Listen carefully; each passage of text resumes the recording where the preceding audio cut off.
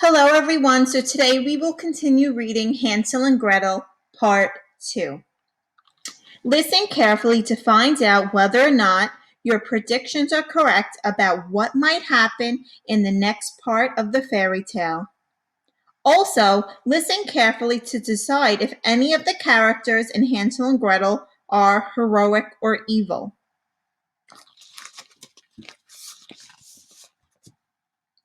It was now the third morning since they left their father's house. They started along again, always looking for the way home, but instead only going deeper into the forest. Unless help came soon, they would surely starve. At about noon, they saw a pretty snow-white bird sitting on a branch and singing so beautifully that they stopped to listen. Then the bird spread its wings and flew before them, as though to say, "Follow me." And so the children followed the bird until they came to a little house. The bird flew up and perched on the roof. And then the children saw that the walls of the house were made of gingerbread, and the roof was made of cake, and the windows were made of clear sugar candy. "Let's eat!" cried Hansel. Hansel reached up and broke off a piece of candy, while Gretel chewed on a piece of a wall. Suddenly they heard a thin, screechy woman's voice call out from inside the house, "Nibble, nibble, like a mouse. Who is nibbling at my house?" The children answered, "It's only the air heaving a sigh. It's only the wind passing by."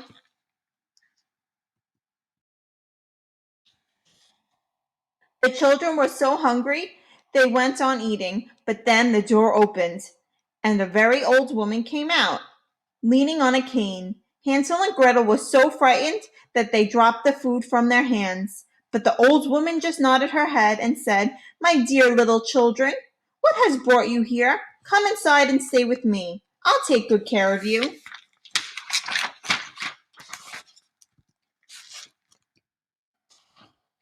So she took them by the hand and led them into her little house.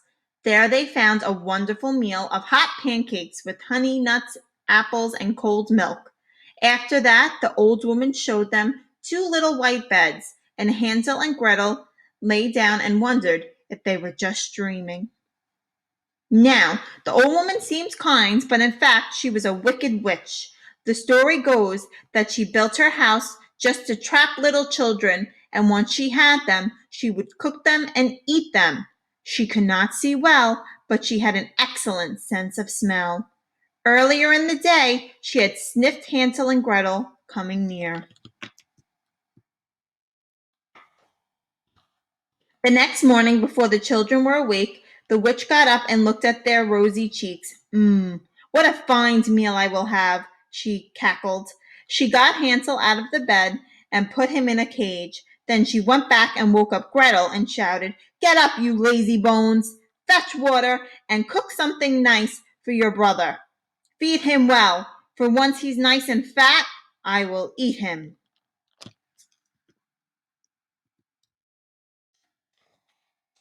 Gretel screamed and cried, but it was no use. She had to do what the wicked witch said.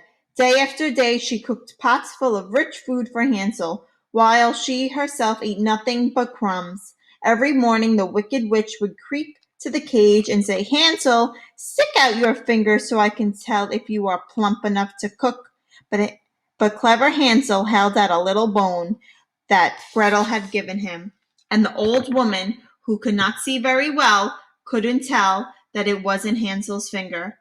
She wondered why he wasn't getting any plumper. When 4 weeks passed and Hansel seemed as thin as ever, the witch grew impatient. "Hurry up and get a pot of water," she snarled. "Be he fat or thin, I'm going to cook him and eat him."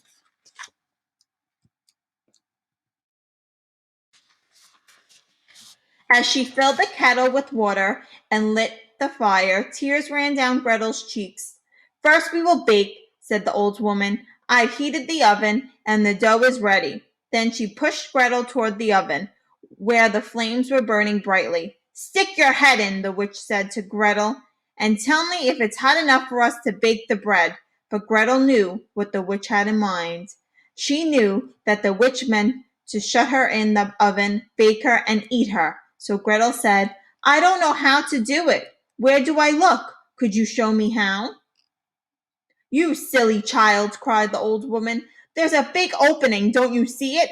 Why, I could fit in myself." And she stuck her head in the oven. Then Gretel rushed up and with all her might pushed the witch into the oven. She shut the iron door and locked it tight. Gretel ran right to Hansel and let him out of the cage.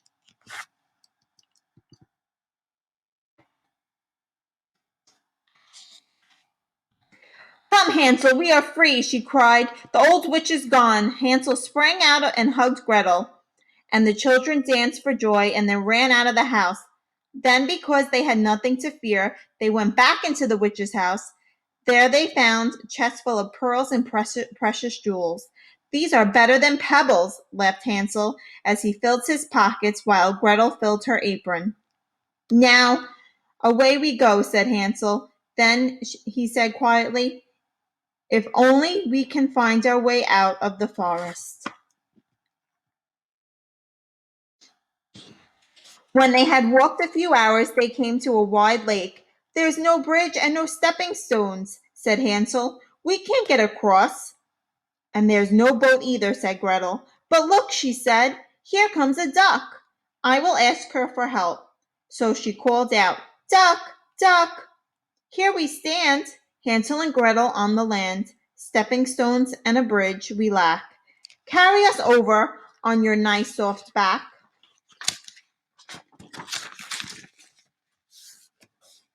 And lo and behold, the duck came over. Hansel got on her back and told Gretel to sit behind him.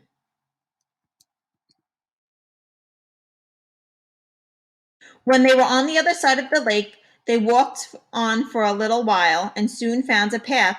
The forest began to look more and more familiar. At last, in the distance, they saw their father's house. They began to run as fast as they could. They burst through the doors and cried out, "Father, we're home!" Then threw themselves into his arms. Ever since he had left the children in the forest, the man had been worried sick. As for his mean wife, he told the children she was gone. Now he hugged his children as though he would never let them go. As he squeezed Gretel to him, the pearls and jewels fell from Gretel's apron. Then Hansel reached into his pockets and pulled out a handful after handful of treasure. They were together again, their troubles were over, and they lived in perfect happiness for a long, long time. Hope you enjoyed today's story.